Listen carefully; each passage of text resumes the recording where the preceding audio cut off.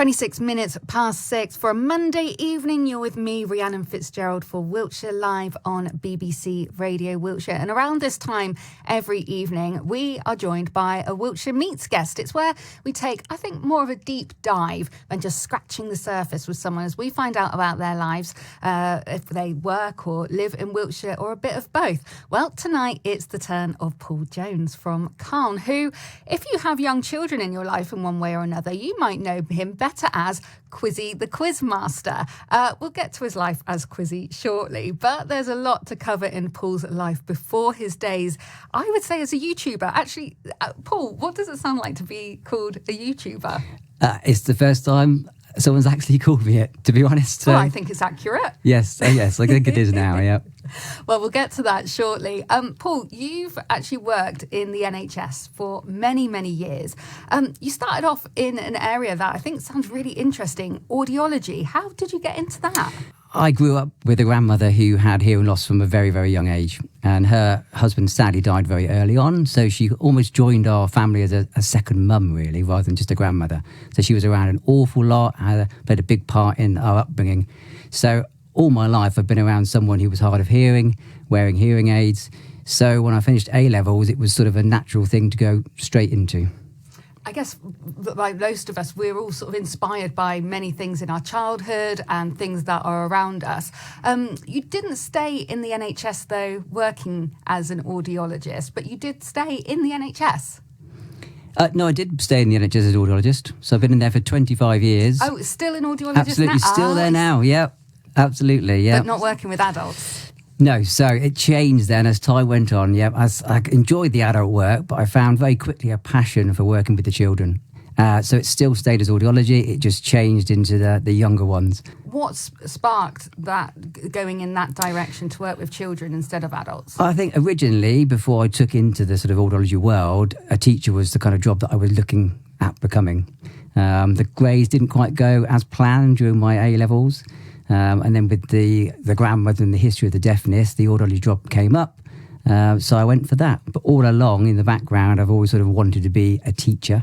And as soon as you got into audiology and you realised that you could actually work with children as well as adults, it was sort of a natural progression that just sort of happened pretty early on, really, in the first few years. Is there a typical kind of day in the life of an audiologist? Well, yes and no. So I think the day is always pretty similar. It's the same kind of thing. You go to work, you're working in a consultation room, you've got patients coming in, but that's where it differs. Every patient is different. They've all got different families with them. They've all got different types of hearing losses, different disabilities. And even if you see the same child on different days, children are very different on different days, depending on how tired they are, what time of day it might be, how they're feeling. So that is what keeps it sort of different every day. And I guess with them being children, they are going through different developmental stages as well, aren't they? So things are going to change. Yeah, absolutely. And what's really nice is the kids that have sort of permanent hearing loss, that stick around for a long time and sort of have hearing aids for life, I'll be seeing them now at 18, but I actually saw them from when they were a baby. And lots of them obviously stay in the same healthcare, stay in the same trust. And you see them grow up over all those years and actually become an adult in the end. And then we transfer them on to the adult department. I can see in your face, obviously this is radio, so I'm going to describe it for those listening, but your eyes light up as you're talking about this. I can see it's a really rewarding job for you. It's fantastic. And I think, 25 years on, I still love going to work every single day. And I know lots of people say that, but it's absolutely true for me. I say every day is different. All the technical stuff I do is just kind of in the background now. I just get to spend my days working and playing with kids. And just, keeping all the clever stuff in sort of behind the scenes and just making the most of being with them every day. And early on in your career, things were going very well and life seemed to be going very well. But as it happens to many people, life just throws a card at you and goes, here you are, I'm dealing this, deal with it. For you, it was serious illness. Yeah, in about 2011, I took sort of really ill, had multiple problems going on all over the body. I spent a year in and out of hospital in various departments trying to sort of diagnose what the condition was. I ended up with multiple lesions inside my brain, causing multiple issues all over. And in the end, after about a year of different people looking at me, I was diagnosed with MS, so multiple sclerosis, which actually came as a positive thing, which might sound strange, but the other alternatives, which could have included multiple brain tumours and other things, were a lot worse to sort of have an outcome of. So when I heard I had MS, it was actually a positive thing at that time. Did you respond positively, do you think, in hearing that news? Because it's, sort of 10 odd years later, you're able to be removed from that initial diagnosis. I can imagine, though, going through all of that must have been difficult. It was, and I think I was positive after the phone call, thinking, wow, this is fantastic. I haven't got brain tumours. And then I think it kind of changed. I think I became very negative. You go through lots of difficulty with mental health. You go through difficulties with frustration and anger because you think, why me? Why do I have this condition? My life was going really well. Who's doing this to me and why? You end up even sort of resenting family because they haven't got any condition. And it took a good few years, with lots of friends and family around me and support to start to get through the other side. And now I've got through the other side, I've become a much better person. It's almost been a positive thing. I now live life for the full. I don't let things stress me out. I'm almost a better person by having gone through that experience. And, all the friends and family are all still there. You mentioned there about how your mental health was affected, and today's World Mental Health Day. In what ways was your mental health affected? You've got a physical illness, but you're bound to be sort of affected mentally by that. Yeah, I mean, it's everything from struggling to even go outside by just having this anxiety of that you can't even explain. You try to go into shop, you try to go out, and you almost just want to run away from the world, and you can't explain it. And then, as I said, you've got the frustration and the hate towards the world, and whether your sort of hatred is going out towards God or whether it's to do with your family or friends or other people you just pass in the street. You just are constantly questioning your life and why it's happening to you. And that just makes you get depressed, makes you get sad, makes you resent people in life. It distances you from your family and your friends. And I'm very lucky that I managed to get through that and come out the other side and now be able to talk about it and be positive about it. And I'm lucky that I had the family and the friends to help me through that period, because it must have been really tough for them too. And you have a young family now. So over the past 10 years, you've had 2 children. So I guess that brings its own pressures and stresses, but I guess it also brings hope. It does, absolutely. And I think I'm lucky that the 2 children came after this episode. So it meant that they didn't have to see sort of the suffering that I went through. I think I probably would have been a lot worse of a father trying to bring up those children with all that sort of attitude and anger that I had at that time. So they came at a really good time, and they probably are a big part in me getting through it, because you see the positives of life.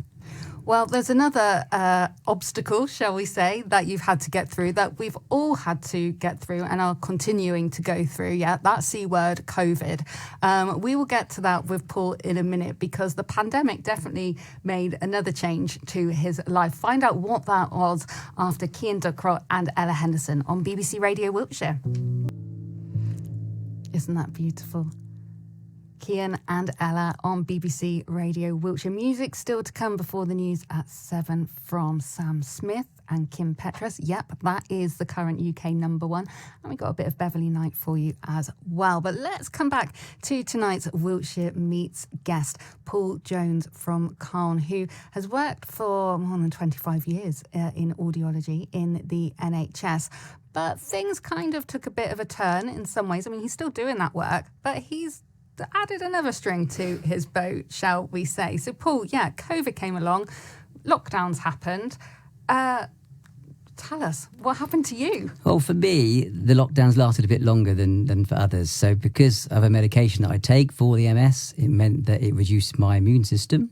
So I had to be part of the shielding category. So I had to spend a year at home shielding, which meant I couldn't do my usual work. I couldn't help the kids in the usual way. I still worked for the NHS. I still worked at home during that year, but it was all about making phone calls. It was mainly working with adults over the phone, because obviously kids don't tend to use the phone in that way. So I would be, talking to adults about histories and outcomes of appointments and things like that. Lots of booking and administration stuff. But I couldn't get to the kids and help the kids that I usually would. And that's where I came up with a new idea. Yes, tell us about Quizzie the Quiz Master, because it is so fun and so vibrant and, well, so educational. Well, that was the idea. So it all started really because my oldest daughter was at home with us as well. We turned to YouTube to watch lots of TV for her. We were educating her at home, as lots of people were. She was 5, so we had to do lots of homeschooling.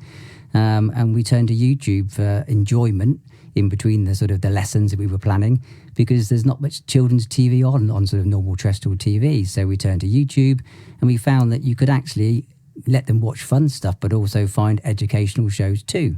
But it wasn't long before, of course, on YouTube, they find things that we didn't think were quite as educational. And it was a comment from my daughter about me making my judgments of which shows I think she could or couldn't watch, and how could I make that judgment if I'd never even made shows myself. So I thought with that, well, maybe I should just have a go and see, and I did. What did she say to that then when you went, well, all right, I'll give it a go then? Well, I didn't tell her. So I just went away. I just came up, I don't even know where the idea came from. I came up with this character, Quizzie the Quiz Master. I designed all the colours and outfits on my daughter, really. She loved rainbows, so I had to have as much rainbow colours as possible. I nicked one of her teddies from her bedroom, which was a giant rainbow-coloured unicorn, which I named as Rainbow Sparkle, which came from her homeschooling school name that we gave her homeschool. And just started writing scripts, started filmed a few episodes, and then I showed her without her even realising that it was Daddy in the character. And after a while, eventually she worked it out. But my other daughter, who's 3 now, still doesn't know. Oh, gosh. So when she twigs, that is going to be, Yeah, hopefully it will be, a good surprise and not a disappointment. I think there's elements that she can maybe see in the character that she maybe has some kind of inkling that Daddy's involved somehow, but she's too young to really understand, so has never actually sort of asked the question yet. Like, you've made it your own sort of makeshift studio. You've had a green screen. You've put that up. Like you say, you've kind of designed it yourself. I bet that was, well, I'm assuming it was really fun to get creative in a different way. It was incredibly fun. And I really didn't design it to share with the world, which sounds strange. I designed it to share with my daughter, to show her that Daddy could make a show and it could be fun but also educational. And it's only then when I started sharing it and I started to get more and more views coming in, I thought that maybe I need to carry on with it. Oh, yeah. And when we say more and more views, 600,000 across about 100 videos. That's a fair few views. I know. And I think that's what's made me keep going. I think originally I was going to do it for a short period of time. COVID ended. I went back to work. But when you've got that many people sort of watching and then all the messages that come in, you feel almost an obligation to keep going. And that's where I am now. I'm trying to do 2 things at the same time. So life is pretty hectic and pretty busy. Yeah, so when shielding ended and you've gone back to work, how have you found it juggling your kind of new interest as well as the day job? Late nights is the answer. Because the NHS is your normal 9 to 5 work. You then come home with the kids. You've got dinners. You've got bedtimes. So my evenings are literally where Quizzie the Quiz Master happens. Would you have it any other way? I wouldn't at all, no, not at all. Now, you are from Caen, and you weren't quite born and raised in Wiltshire, but you grew up as a child in Caen, spent time away, and then came back to Wiltshire. What's it like being back in Wiltshire and bringing up your own family here? I love it, I do. I mean, we moved to Caen when I was about 9 years old, spent most of my life here, moved away, just with work really for a couple of years in between. And then when I got ill, it just seemed the right place to come back to. It was familiarity.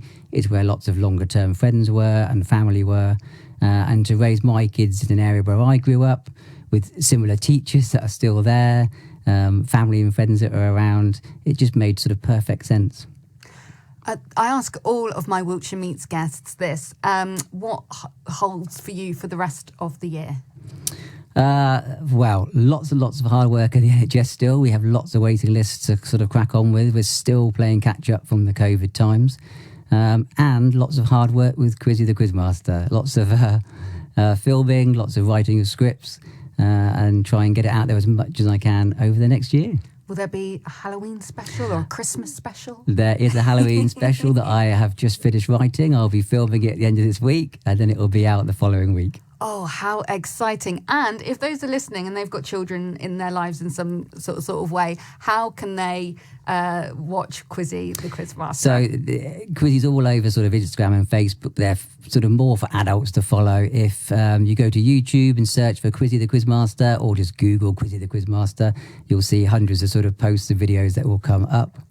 You say it's more for adults to follow, but kids these days, they know how to use the tablets and the phones, don't they? They can find things on socials.